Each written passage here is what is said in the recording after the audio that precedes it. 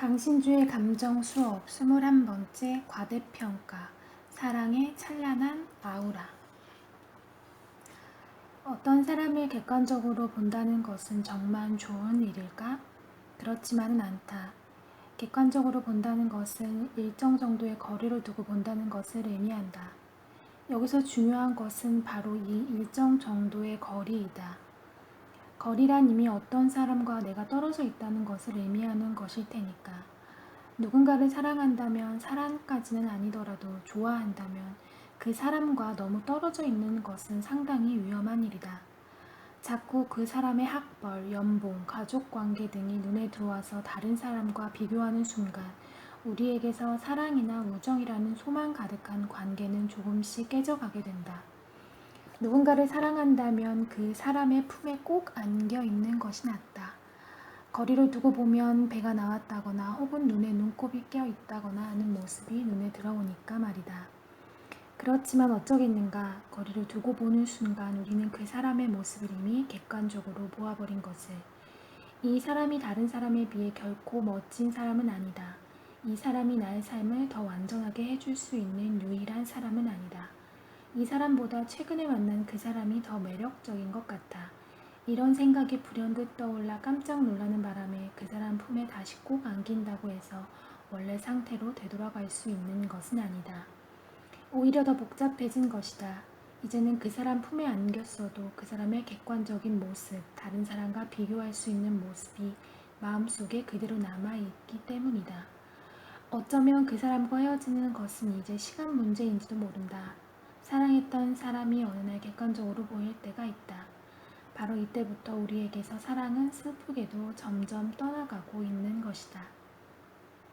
중년의 남자가 있다. 그의 아내는 이제 그를 객관적으로 보기 시작했다. 심지어 그에게서 노인 냄새가 난다고 타박할 정도다. 얼마나 우울한 일인가. 한때 자신을 그렇게도 사랑했던 아내. 바로 그녀의 사랑이 자신을 떠난 것이다.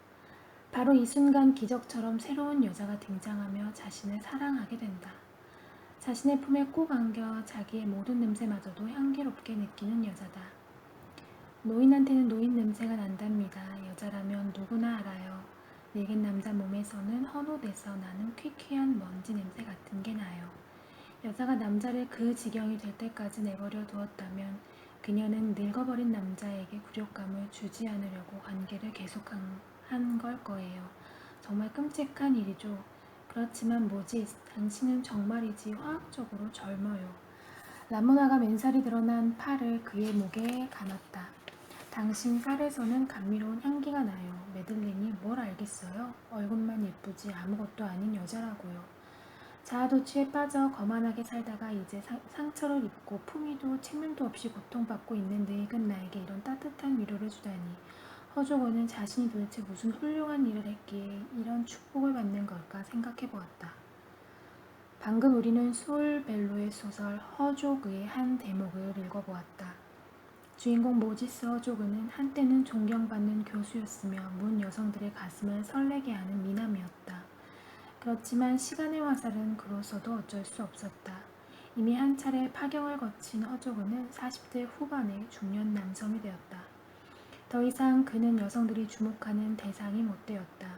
두 번째 아내 메들린도 공공연히 남편을 무시한 채 이웃집 남자와 연애를 하고 있을 정도니 말이다. 허조고는 이미 당당함을 잃은 지 오래다. 지금은 이곳저곳 지인들에게서 감상적인 편지나 써들고 만나는 사람마다 붙들고 신세 한탄을 늘어놓는 한심한 인간으로 전락하고 말았다. 한마디로 말해 스스로 무기력증에 빠진 허조고는 어린아이가 된 것이다.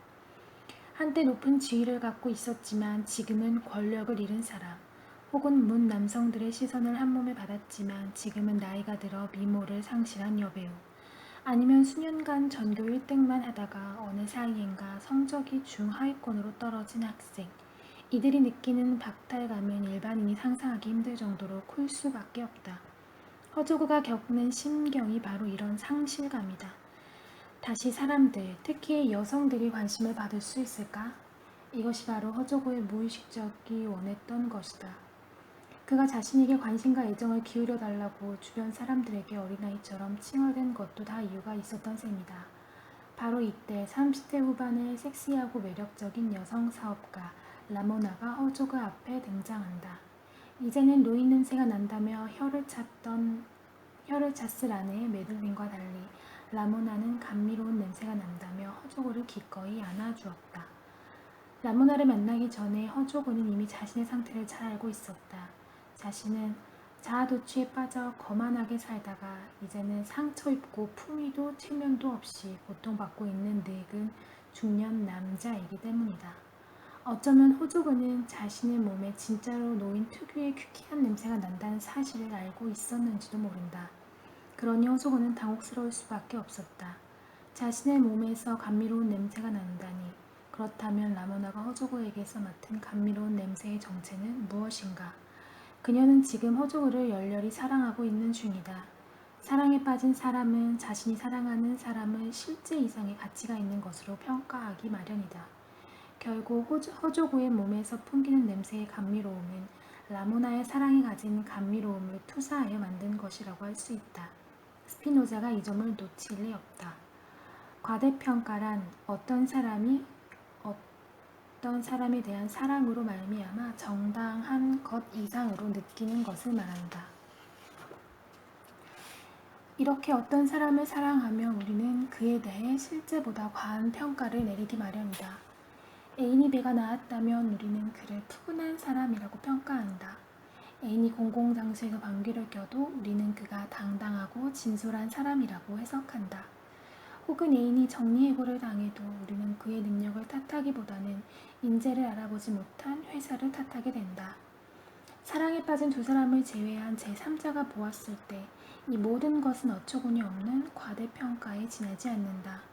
하지만 우리는 볼품없는 애인을 신처럼 숭배하는 친구를 보면 한편으로는 부러움을 느낄 것이다. 사랑에 빠진 사람보다 더 행복한 사람이 어디 있겠는가 말인가? 사랑은 두 사람을 삶의 주인공으로 만드는 감정이다. 그러니까 주인공의 풍성한 배, 주인공의 달콤한 방귀, 주인공의 정리해고는 당연히 조연들의 부푼 배, 고약한 방귀 냄새, 실업자 신세와는 전혀 다른 종류의 것이다.